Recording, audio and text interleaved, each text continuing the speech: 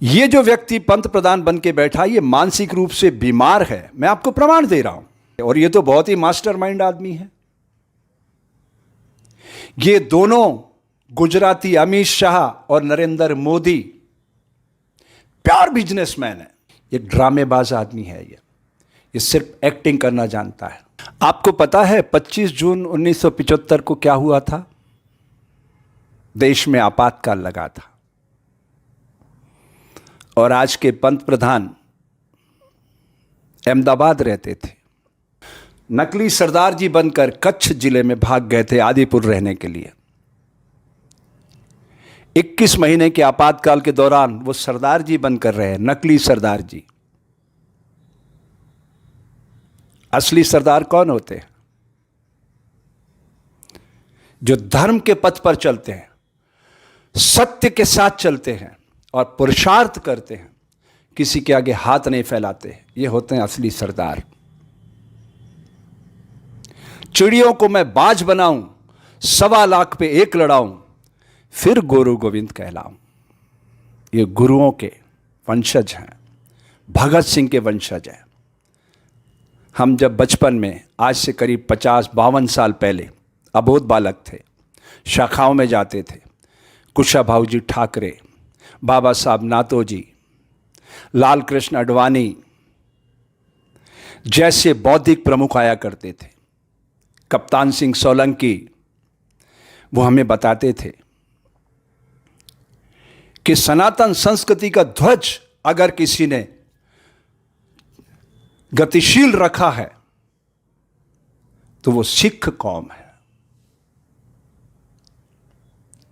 उन्हीं सिखों के वंशज 5 पवित्र नदियों की धारा से एकत्रित होकर दिल्ली के इस सीमा क्षेत्र में आ पहुंचे हैं, एक नया संघर्ष लेकर, किसानों की आवाज बनकर। एक मौका है हमें। भारत की आत्मा गांव में निवास करती है। ये कृषि प्रधान देश है। एक मौका है हमें देश को बचाने का। मैं ऐसा क्यों बोल रहा हूं? ये जो व्यक्ति पंत प्रधान बन के बैठा ये मानसिक रूप से बीमार है, मैं आपको प्रमाण दे रहा हूं। ध्यान से सुनिएगा। जब यह गुजरात का मुख्यमंत्री था, कच्छ में भूकंप आया था। उस समय वहां जिला कलेक्टर था प्रदीप शर्मा। उसने उस पूरे कच्छ जिले को दोबारा से नया बनाया, बसाया।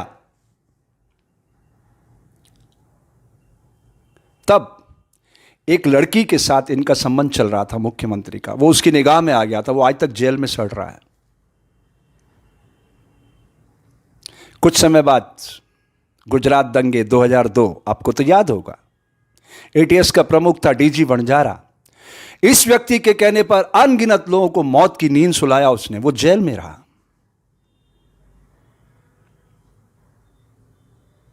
जब अटल जी इसको हटाना चाहते थे, लाल कृष्ण अडवाणी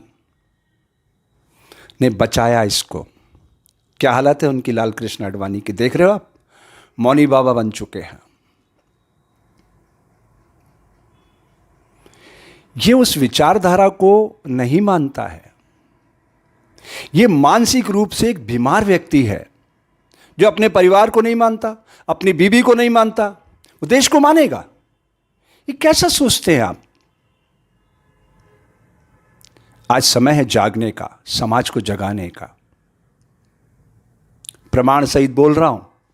ये जो गौतम अडानी है ना, 2000 में 20 साल पहले लेम्ब्रेटा स्कूटर पे कच्छ पहुंचा था और इस व्यक्ति के संपर्क में आया। तब वो तंबू का काम करता था, टेंट लगाने का। इसने अपना बिजनेस पार्टनर बनाया और कस्टम वालों के साथ मिलकर कागजों पे इन्होंने सरकार का करोड़ों रुपया सब्सिडी का लिया गौतम अडानी के नाम से। इसलिए आज वो इतना बड़ा आदमी बन गया है। गौतम अडानी लेम्ब्रेटा स्कूटर पर घूमने वाला, कस्टम के माध्यम से करोड़ों अरबों रुपए इन्होंने हेरा फेरी किए, सरकारी सिस्टम की सब्सिडी की। वो गौतम अडानी इनका पार्टनर है, बिजनेस पार्टनर। तभी तो उसने चुनाव में अरबों रुपए लगाए इसके ऊपर। ऐसे कोई लगाता है? फेस उसका है, काम ये कर रहा है। जैसे ही आरोप लगा रहे हैं ना कि कांग्रेस प्रायोजित कर रही है, अन्ना हजारे का आंदोलन इन्हीं का प्रायोजित था, लेकिन कांग्रेस ये प्रायोजित कर रही है आंदोलन, ये कह रहे हैं। अब समझिएगा, कुछ दिनों पहले तक इनका नारा क्या था? कांग्रेस मुक्त भारत। क्या इनको पता है कांग्रेस क्या है? एक विचारधारा है। विचारधाराओं को कभी समाप्त नहीं किया जा सकता। इनके पास क्या विचारधारा है? ये तो जेरोक्स कॉपी है। इनकी विचारधारा होती तो 6.5 सालों में आप देख लेते समाज के अंदर क्या विजन है इनके पास। भारत दुनिया का सबसे खूबसूरत लोकतांत्रिक देश बन सकता है। पता है क्यों? क्योंकि इसके पास एक ऐसा पवित्र संविधान है जिसकी आत्मा को छलनी करने वाले लोग, ये सब लोग, मैं कोई कांग्रेस का पक्षधर नहीं, आप एक पुस्तक पढ़िएगा, repromulgation of ordinance, a fraud on the constitution of India, आत्मा को छलनी करने वाले अध्यादेशों की पूरी फहरिस्त है उसमें। सारे देश के किसान संगठन जिस अमेंडमेंट को लेकर के विरोध में हो और ये कह रहा है कि उनके पक्ष में है, तो ये अकेला आदमी दिमाग से सोचता है, बाकी सब पेट से सोचते हैं। ये मानसिक रूप से एक बीमार आदमी है। अगर ये स्वस्थ व्यक्ति होता ना, इतने संगठनों के आंदोलन करने पर ये स्पेशल सदन बुलवाता, लोकसभा का, राज्यसभा का और राष्ट्रपति को साथ बैठाता और हाथों हाथ अमेंडमेंट करके और सारे किसान संगठनों के पैरों में पड़ के उनको देते कि साहब सबसे ज्यादा इज्जत तो हमें आपकी करना है, क्योंकि सबसे ज्यादा खून पसीने की कमाई, बिना मिलावट की कमाई इस देश का किसान करता है। तभी वो धरती पुत्र कहलाता है। धरती प्रकृति के 5 एलिमेंट में सबसे महत्वपूर्ण कारक है सृजन का, वो मिलावट बर्दाश्त नहीं करती। ये मिलावट करने वाले लोग जिसके खिलाफ मेरा अभियान है वार फॉर प्योर, कांग्रेस की 2 सरकारों ने मेरा यह अभियान चोरी किया, शुद्ध के लिए युद्ध, मध्य प्रदेश में और राजस्थान में। तो ये सब चोरी करते आइडियाज की बस, और फिर गिरगिट की तरह रंग बदलते। और ये तो बहुत ही मास्टरमाइंड आदमी है। ये दोनों गुजराती अमित शाह और नरेंद्र मोदी प्योर बिजनेसमैन है, प्योर बिजनेसमैन। इनके दिमाग में अगर देश सामने होता तो इस गलती को तुरंत वो रिपेयरिंग करते। अपनी कंडीशन ठहरा के वो बात करना चाहते हैं। किसान सड़कों पे दम तोड़ रहे हैं, मजदूर सड़कों पे कोविड में दम तोड़ते रहे,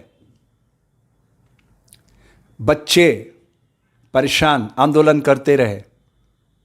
इनके सारे खोखले नारे आपके सामने हैं। नोटबंदी से लेकर आज तक जितना खेल खेला इन्होंने, एक ड्रामेबाज आदमी है। ये सिर्फ एक्टिंग करना जानता है। मैं आपसे पूछना चाहता हूं, अगर आपको देश के चरित्र को नापना हो तो आप साधु संतों को बुलाओगे या वैश्याओं को बुलाओगे? बताइए।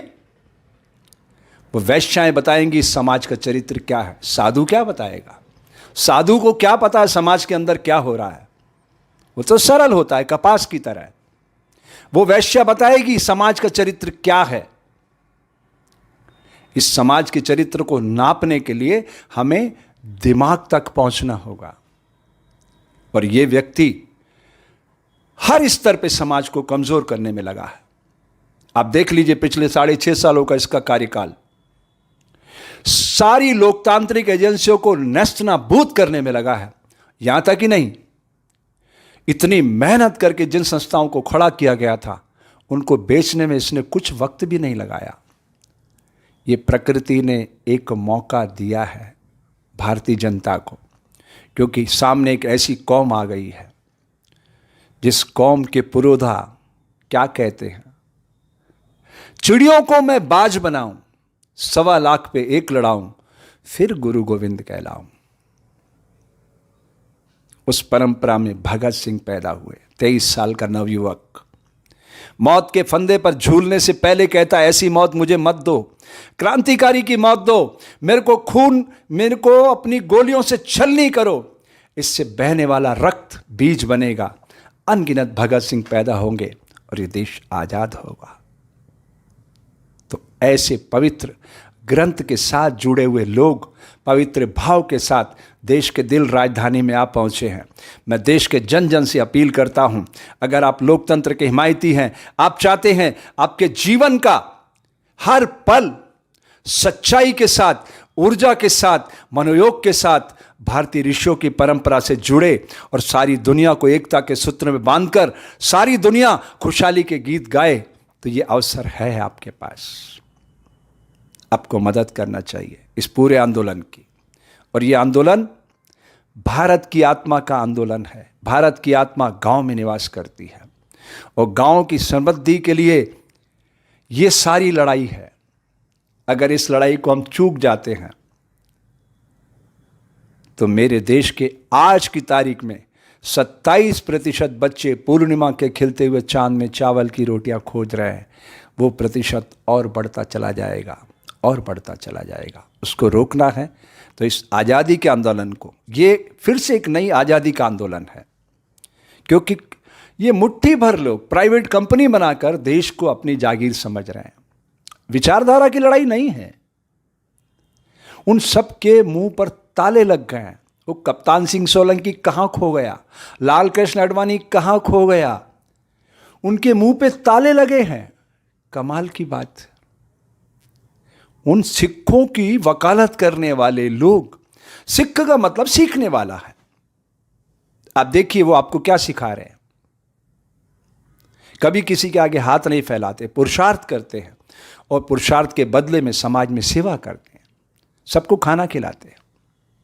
यह हरित क्रांति का नारा पंजाब और हरियाणा से अमली जामा पहन सका। यहां पुरुषार्थ पनपता है। तो इन सब के साथ मिलकर खड़े होना है और इस मिशन को आगे बढ़ाना है। धन्यवाद। जय हिंद, जय भारत।